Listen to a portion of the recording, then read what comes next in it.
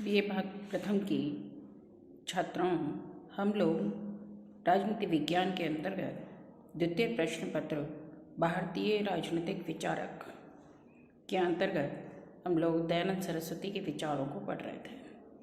आज हम दयानंद सरस्वती को एक राष्ट्र निर्माता के रूप में पढ़ेंगे कि उनको किन आधारों पर राष्ट्र निर्माता कहा जाता है। तो सबसे पहली बात आती है कि वे राष्ट्र निर्माता क्यों माने जाते हैं, क्योंकि उनकी तुलना जो है राष्ट्रीय नेताओं से की जाती है जो अग्रणी हैं, पथ प्रदर्शक हैं और प्रथम रहे हैं। सच्चे अर्थों में वे हिंदू धर्म के मुक्तिदाता, समाज के पुनर्निर्माता और स्वदेशी थे। भारतीय राष्ट्रीय जीवन का कोई ऐसा क्षेत्र नहीं जिसमें उन्होंने पहल ना की हो और अपने विचारों और कार्यों की छापना छोड़ी हो। तो इस प्रकार यदि हम देखते हैं तो एक दयानंद सरस्वती ही पहले राष्ट्रीय नेता हैं जिन्होंने भारतीयों को ये एहसास कराया कि वे एक शानदार एवं श्रेष्ठ अतीत एवं परंपरा के वारिस हैं। वे अपने अधिकार में एक महान राष्ट्र रखते हैं। उन्हें अपने धर्म का परित्याग नहीं करना चाहिए और अपनी भाषा, विशेषकर राष्ट्रभाषा हिंदी का विकास करना चाहिए। तो इसी आधारों पर यदि हम बात करते हैं तो उन्होंने पहली बार ही स्वराज्य, स्वदेशी, बहिष्कार जैसे शब्दों का पहली बार प्रयोग किया, जो बाद में हम देखते हैं तो 1906 के जो कलकत्ता कांग्रेस का अधिवेशन हुआ उसमें भारतीय राष्ट्रीय आंदोलन के आधार बन गए।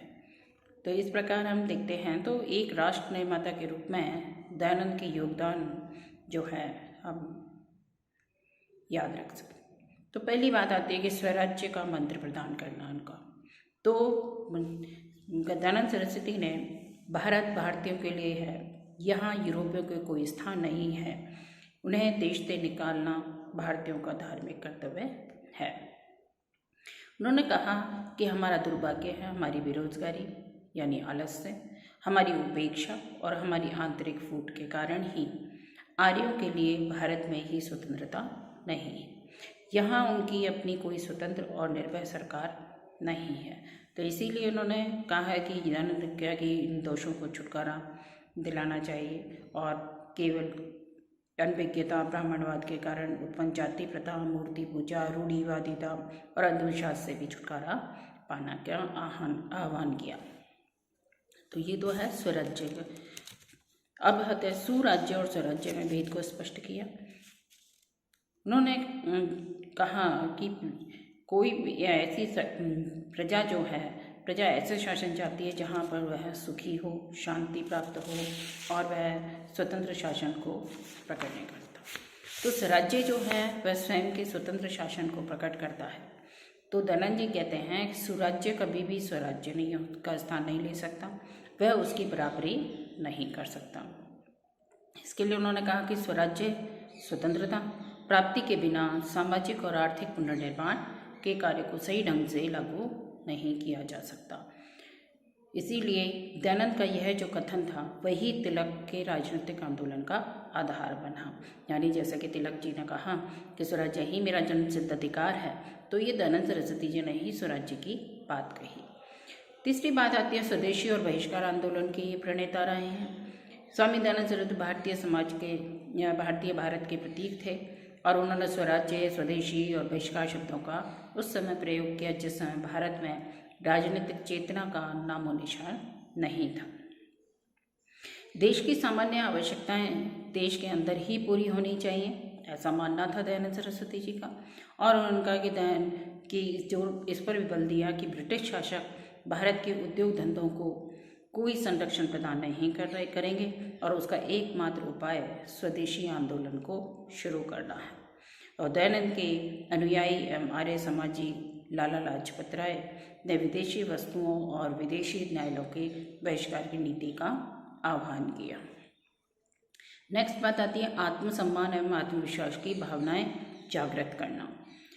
स्वामी दयानंद सरस्वती पहले भारतीय थे जिन्होंने भारतीयों की सुप्त आत्माओं और निराश मस्तिष्क में उस समय आत्मसम्मान और आत्मविश्वास की भावनाएं पैदा की। उन्होंने कहा कि अपनों को पहचानो, अपने को पहचानो, अपने देश को जानो और समझो, वेदों की ओर लौटो और उन्हें अपना पथ प्रदर्शक मानो। अपनी आत्माओं का समर्पण न करो। आपकी मुक्ति अंधाकरण में नहीं है, स्वयं के अस्तित्व को पहचानने में है। और उनका लक्ष्य था कि देश की शासन सत्ता को देशवासियों के हाथों में ही थमाना। नेक्स्ट बात आती है राष्ट्रीय भाषा एवं राष्ट्रीय शिक्षा पर बल। स्वामी दयानंद सरस्वती ने कहा कि राष्ट्रीय पुनर्निर्माण और पुनर्जीवन की योजना में हिंदी को राष्ट्रभाषा का स्थान दिया गया था और सबके लिए उच्च शिक्षा को राज्य की सुरक्षा और निरंतरता के लिए आवश्यक माना गया था। इसीलिए उन्होंने कहा कि शिक्षा व्यवस्था को राज्य का कर्तव्य माना जाना चाहिए और सर्वश्रेष्ठ अभिरक्षक और सर्वश्रेष्ठ परिपोषक की संज्ञा दी उन्होंने। और उन्होंने कहा, प्लेटो की तरह कहा, दयानंद जी ने कहा कि शिक्षा को राज्य की सुरक्षा और निरंतरता के लिए आवश्यक माना है। उन्होंने कहा कि सबके लिए शिक्षा योजना की विशेषता यह है कि वह केवल शासक वर्ग के लिए ही नहीं वरन वह सभी वर्गों के लिए, ब्राह्मण, क्षत्रिय, वैश्य और शूद्र सभी के लिए शिक्षा होनी चाहिए। और ये शिक्षा कैसी होनी, जिससे कि सभी सुशिक्षित और अनुशासित हो जाए। नेक्स्ट है राष्ट्रीय एकता का समर्थन। दयानंद सरस्वती जी ने कहा कि जो हम में फूट है, एकता जो है वो हमारी खत्म हो गई है। उस फूट के विरोधी थे वे फूट को एक भयानक रूप कहते थे। वे इसे दुर्योधन का दुष्ट मार्ग भी कहते थे। उन्होंने कहा कि इसी ने फूट ने ही हमारे देशवासियों की सभी खुशियाँ छीन ली हैं और इसीलिए हम दुर्गति एवं दुखों के गड्ढे में धकेल गए हैं। नेक्स्ट है लोकतांत्रिक राज्य का समर्थन। स्वामी दयानंद सरस्वती ने कहा कि लोकतांत्रिक राज्य होना चाहिए और वे इसके प्रबल समर्थक थे, निरंकुश या निरपेक्ष राज्य के नहीं। उन्होंने कहा भारत में ब्रिटिश शासन को एक निरंकुश व निरपेक्ष शासन कहते थे वे, और वे चाहते थे कि हमारा स्वराज्य होना चाहिए। और उन्होंने दयानंद सरस्वती जो है कानून के शासन को यानी अरस्तु की भांति श्रेष्ठ मानते थे। उन्होंने कहा कि कानून वास्तविक प्रधान है, वह वास्तविक शासक है, वह न्याय का प्रशासक है, वह सम्राट को शासित करता है, वह प्रजा की सुरक्षा करता है। जब व्यक्ति नींद में होते हैं तो कानून जागता है, इसलिए बुद्धिमान लोग कानून को ही धर्म कहते हैं। जहाँ कानून को सोच विचार कर लागू किया जाता है वहाँ लोगों को चहुमुखी सुख प्राप्त होता है। उन्होंने कहा कि उसे बिना सोचे कानून को जो सोचे बिना सोचे समझे लागू नहीं किया जाना चाहिए, क्योंकि वह सबको नष्ट कर देता है। इसीलिए सोच विचार कर हम कानूनों का निर्माण किया जाना चाहिए।